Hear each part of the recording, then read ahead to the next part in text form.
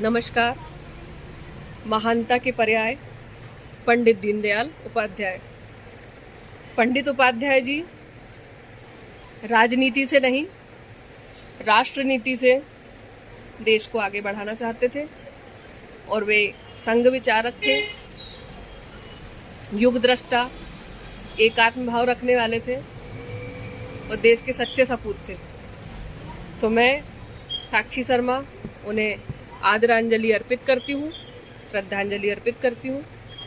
भारत की विडंबना रही है हमेशा से कि जो भी देश के सेवक अच्छे हुए हैं, देश के लिए समर्पित भाव से रहे हैं, उन्हें बलि वेदी पे चढ़ना पड़ा है या तो उनकी हत्या कर दी गई।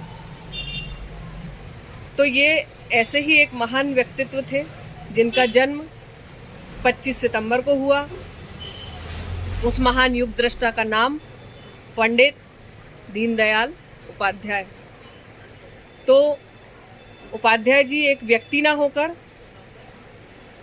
एक युग थे, एक संस्था थे और राष्ट्रनीति के पर्याय थे। उनके व्यक्तित्व के सामने उनके समकालीन शीर्ष नेतृत्व यानी नेहरू जी बौने नजर आते थे। क्यों? क्योंकि उनके पास पंडित जी जैसी ना तो विचारधारा थी और ना ही उनके जैसा समर्पण। तो पंडित जी का हमेशा से ये लक्ष्य रहा कि प्रथम और अंतिम व्यक्ति तक किसी भी योजना का लाभ पहुंचे। तो भारत का निर्माण उनके अलग ही तरीके से हो। वैसे एक विराट व्यक्तित्व के धनी थे जो चाहते थे कि हर आखिरी व्यक्ति तक हर योजना का असीमित लाभ पहुंचे। और वे हमेशा से कहना चाहते थे कि भारत माता ही उनके लिए सर्वस्व है।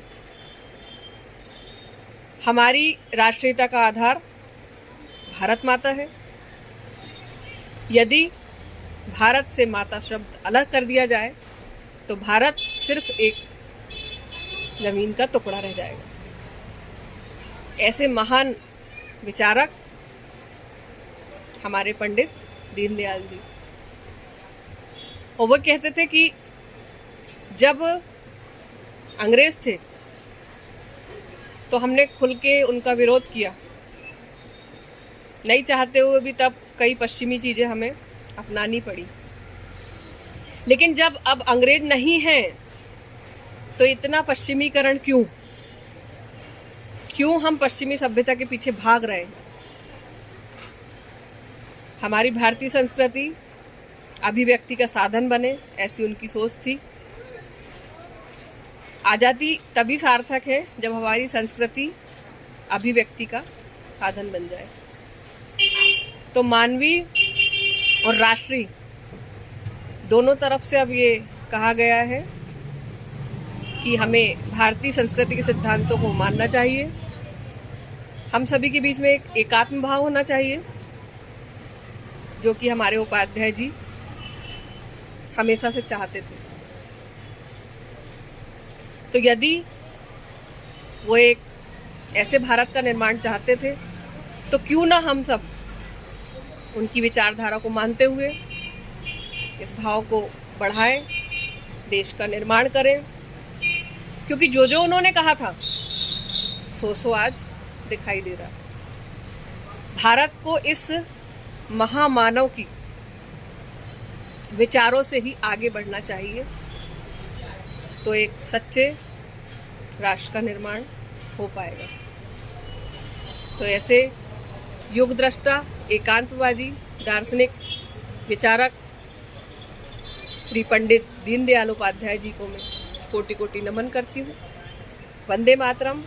भारत माता की जय।